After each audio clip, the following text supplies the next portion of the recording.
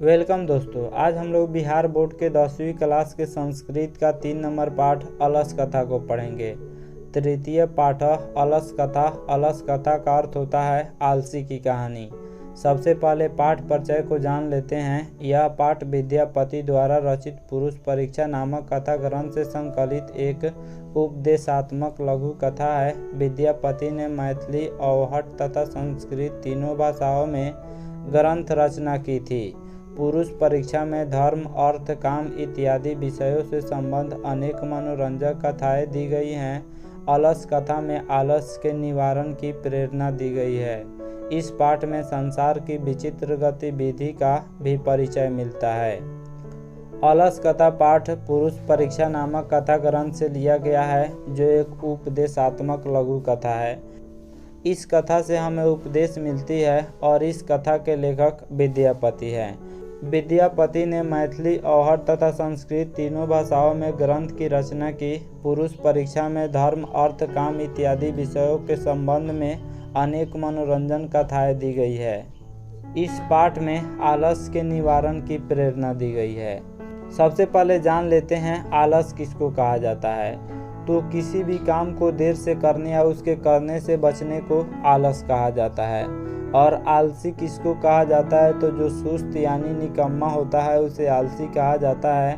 आलसी व्यक्ति जीवन में सक्रिय नहीं होता है और समय पर अपना काम नहीं करता है। इस स्वभाव के लोग काम से बचने के बहाने ढूंढते हैं या फिर अपना काम दूसरों से करवाते हैं। इसी प्रकार के हम लोग 4 आलसी पुरुष की कहानी इस पाठ में पढ़ने वाले हैं। चलिए शुरू करते हैं पाठ को। अयम पाठ विद्यापति कृतस्य कथा ग्रंथस्य पुरुष परीक्षेति नामकस्य अंश विशेषो वर्तते। पुरुष परीक्षा सरल संस्कृत भाषायां कथा रूपेण विभिन्ना मानव गुणानां महत्वं वर्णयति, दोषानां च निराकरणाय शिक्षां ददाति। इसका हिंदी अर्थ होगा, यह पाठ विद्यापति रचित कथा ग्रंथ पुरुष परीक्षा नामक ग्रंथ का अंश विशेष है। पुरुष परीक्षा कथा ग्रंथ में मानवीय गुणों पर प्रकाश डाला गया है और दोषों को दूर करने की शिक्षा दी गई है। अलस कथा पाठ को विद्यापति के द्वारा लिखा गया है। विद्यापति एक प्रसिद्ध मैथिली कवि है। इनको मैथिली, अवहट और संस्कृत तीनों भाषा में महारत हासिल था। तीनों भाषा का नॉलेज था इनके पास। इस पाठ को पुरुष परीक्षा नामक कथा ग्रंथ से लिया गया है। पुरुष परीक्षा नामक कथा ग्रंथ में मानवीय गुणों पर प्रकाश डाला गया है। विद्यापति ही लोकप्रिय मैथिली कवि ही आसीत्, अपि च बहुनां संस्कृत ग्रंथानां निर्मातापि विद्यापतिरासीत् इति तस्य विशिष्टा संस्कृत विषये अपि प्रभुता अस्ति। प्रस्तुते पाठे आलस्य नामकस्य दोषस्य निरूपणे व्यंग्यात्मिका कथा प्रस्तुता विद्यते। नीतिकारा आलस्यं रिपुरूपं मन्यते। इसका हिंदी अर्थ है, विद्यापति लोकप्रिय मैथिली कवि थे और अनेक संस्कृत ग्रंथों के निर्माता भी विद्यापति थे।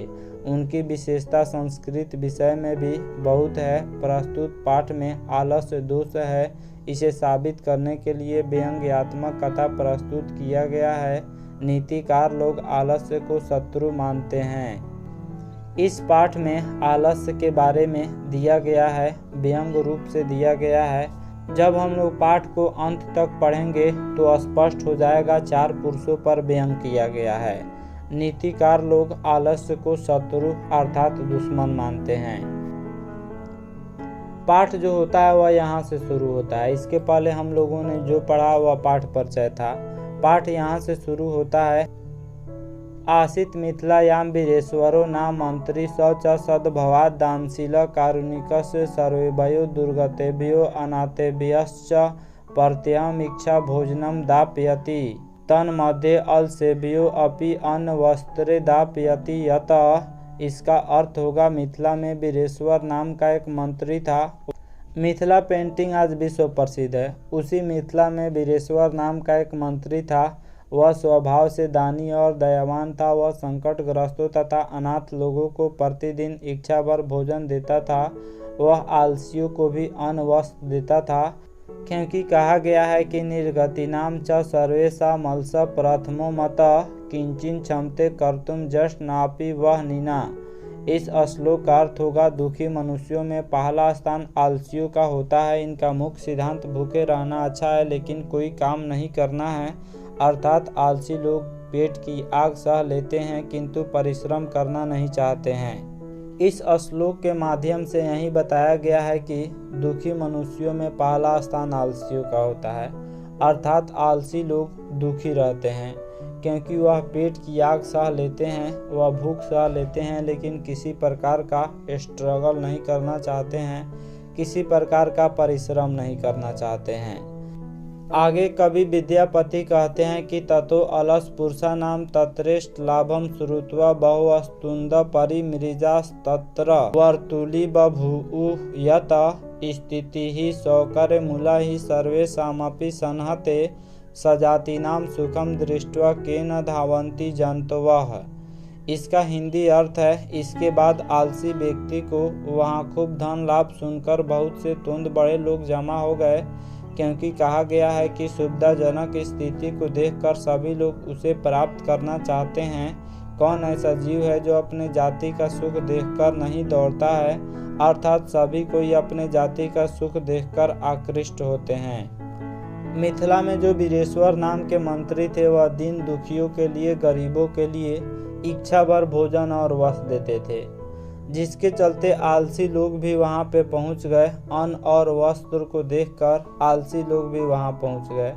फिर बड़े बड़े तोंद वाले लोग भी वहां पहुंच गए, क्योंकि लेखक कहते हैं कि सुविधाजनक स्थिति को देखकर सभी लोग उसे प्राप्त करना चाहते हैं।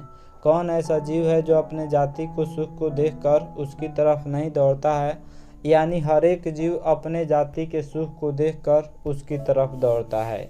पश्चात अलसा नाम सुखम दृष्ट्वा धूर्ता अपि कृत्रम आलस्यम दर्शयित्वा भोज्यम गृह्णन्ति तदंतरम अलसालायाम बहुद्रव्यम दृष्ट्वा तन्योगी पुरुषै परामृष्टम यद क्षमा बुद्धिया करुणया केवलम अलसेभ्य स्वामी वस्तुनि दाप्यति कपटेन अनलसा अपि गृह्णन्ति इत्यस्माकं प्रमादः।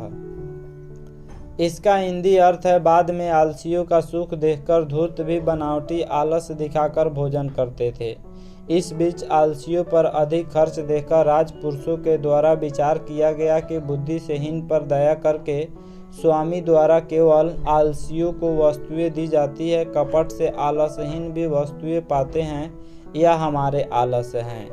मिथिला के जो मंत्री थे वीरेश्वर, वह दीन दुखियों को इच्छा भर भोजन कराते थे।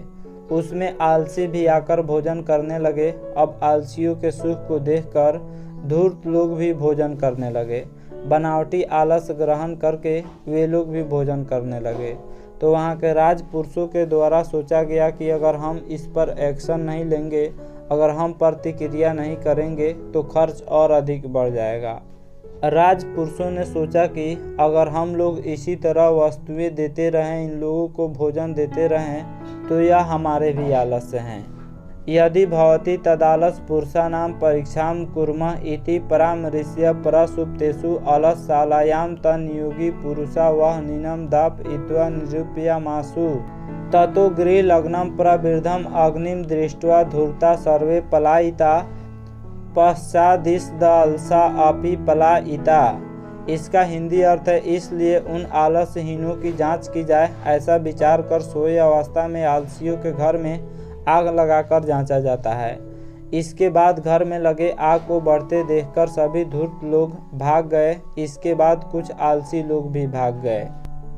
चत्वारः पुरुषास्त्रैव सुप्ताः परस्परमालपन्ति एकेन वस्त्रावृत मुखे नोक्तम अहो कथमयं कोलाहल द्वितीय नोक्तम तर्कयते यदस्मिन् गृहे अग्निर्लग्नो अस्ति तृतीय नोक्तम कोऽपि तथा धार्मिको नास्ति य इदानीं जलाद्रैवा शोभिः कटैवांशमान् प्रावृणोति चतुर्थे नोक्तम अवाचाला कति वचनानि वक्तुं शकुनथ तूष्णीं कथम न तिष्ठत।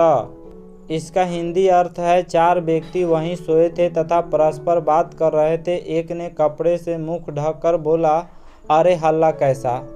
दूसरे ने कहा लगता है कि इस घर में आग लग गई है। तीसरे ने कहा कोई भी ऐसा धार्मिक नहीं है जो इस समय पानी से भीगे वस्त्रों से या चटाई से हम लोगों को ढक दे। चौथे ने कहा अरे बकबक करने वालों, कितनी बातें करते हो, चुपचाप क्यों नहीं रहते हो।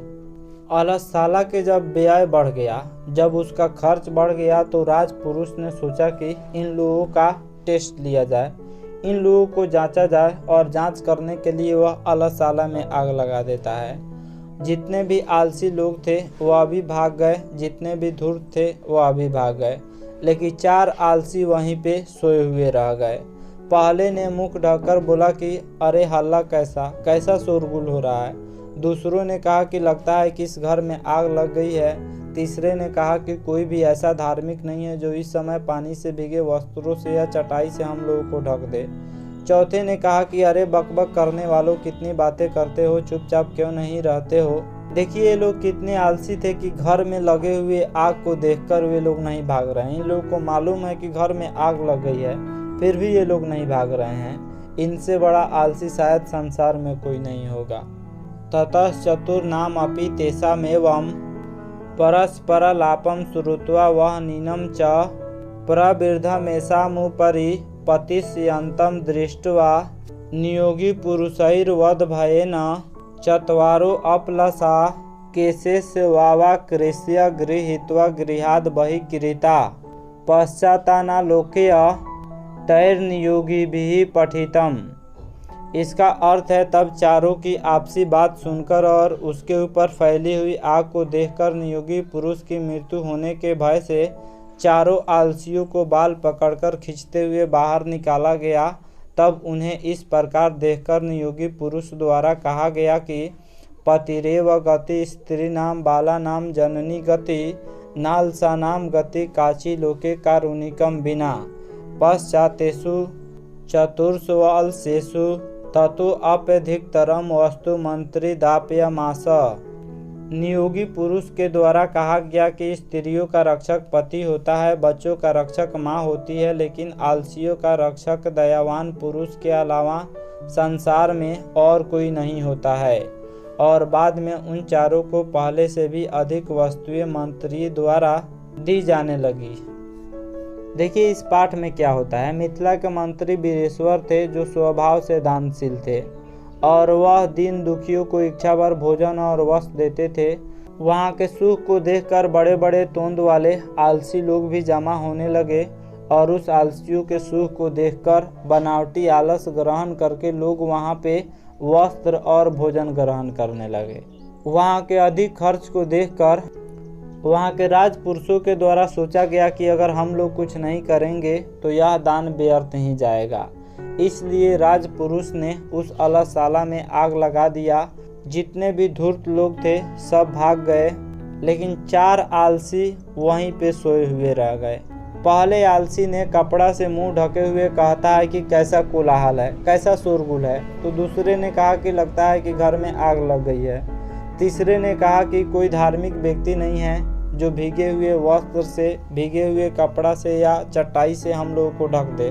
चौथे ने कहा कि क्यों बकबक करते हो, चुपचाप सोने क्यों नहीं देते हो। इन चारों आलसियों से बड़ा संसार में कोई आलसी नहीं हो सकता है। सुन रहे हैं कि घर में आग लगी हुई है, फिर भी ये लोग नहीं भाग रहे हैं।